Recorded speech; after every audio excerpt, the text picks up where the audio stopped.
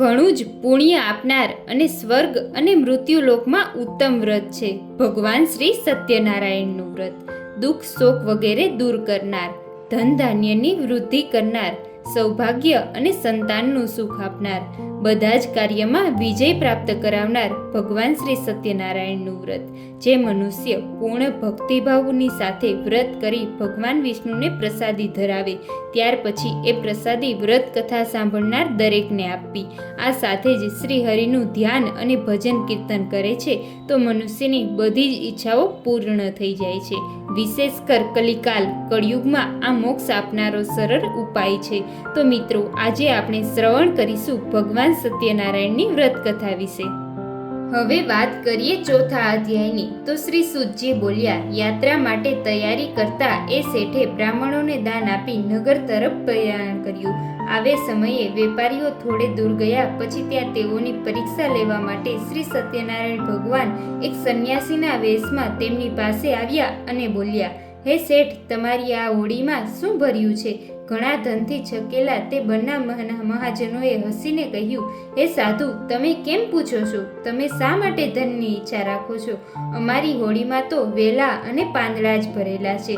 શ્રી સત્યનારાયણ ભગવાને આ વેપારીઓની કડવી અને મિથ્યા વાણી સાંભળીને કહ્યું, સારું ભાઈ, તમારી વાત સાચી પડો. એમ કહીને સાધુ વેશ ધારી સત્યનારાયણ ભગવાન એક આગળ જઈને દરિયા કિનારાની નજીક બેસી ગયા.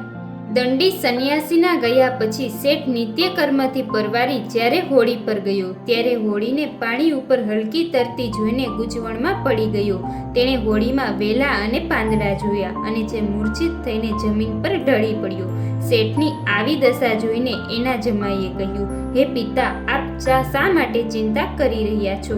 શોકથી વ્યાકુળ શા માટે થઈ રહ્યા છો? જરૂર એ પેલા સાધુ મહાજન સાપને લીધે આ થઈ રહ્યું છે. એમાં કોઈ શંકાને સ્થાન નથી. આપ એના શરણે જાઓ. એ સર્વશક્તિમાન છે અને કાંઈ પણ કરી શકે છે.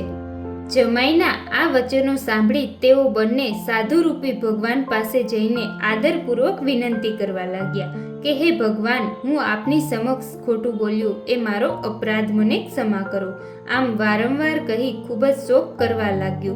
રડતા વેપારીને જોઈને સાધુ વેશધારી ભગવાને કહ્યું, હે શેઠ, વિલાપ ન કર, મારી વાત સાંભળ.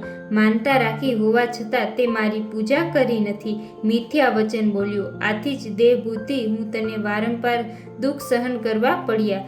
શ્રી દેવતા ભગવાન આપની માયાથી મોહિત છે અને આપના આશ્ચર્યજનક ગુણ અને રૂપ નથી જાણતા.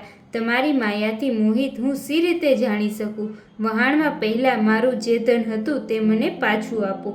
હું મારા વૈભવ અનુસાર આપનું પૂજન કરીશ. અને શેઠના ભક્તિ વચનો સાંભળી સ્વામી સત્યદેવ ત્યાં તેના પર પ્રસન્ન થયા અને ઈચ્છિત વરદાન આપી ભગવાન અંતર્ધ્યાન થઈ ગયા. શેઠે આવીને પોતાની હોડીને ધન ધાન્યથી પૂર્ણ જોઈ.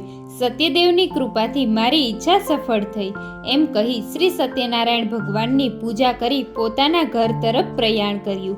નગર દેખાતા જ શેઠે જમાઈને કહ્યું, જુઓ મારું રત્નપુરી. અને પોતાનું ધનનું રક્ષણ કરનાર એક દૂતને સમાચાર આપવાનો આદેશ કર્યો.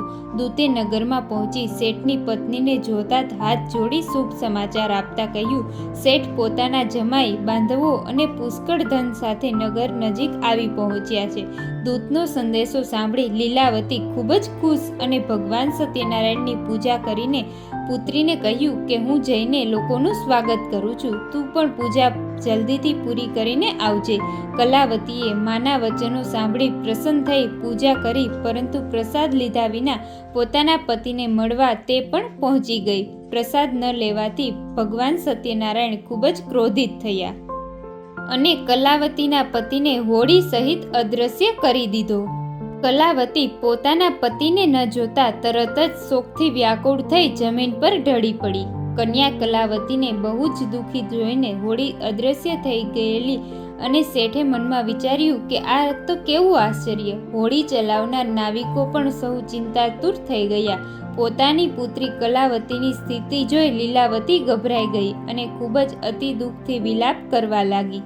મનમાં વિચારવા લાગી કે થોડી વારમાં જમાઈ સાથે હોડી સી રીતે અદૃશ્ય થઈ ગઈ. કોણ જાણે ક્યાં દેવની અવગણના થઈ. હું કશું જાણી શકતી નથી. સત્યદેવનું મહાત્મ્ય જાણવા કોણ શક્તિસ્માન છે. આવા કલાવતીની પોતાના સ્વજનો સાથે વિલાપ કરવા લાગી. પોતાના સ્વામીના નષ્ટ થવાથી દુઃખી થયેલી કલાવતીએ પાછી લીલાવતીને ખોળામાં બેસાડી ખૂબ રુદન કર્યું. કલાવતીએ પાદુકા લઈને પતિની આગળ સતી થવાનો મનસૂબો કર્યો.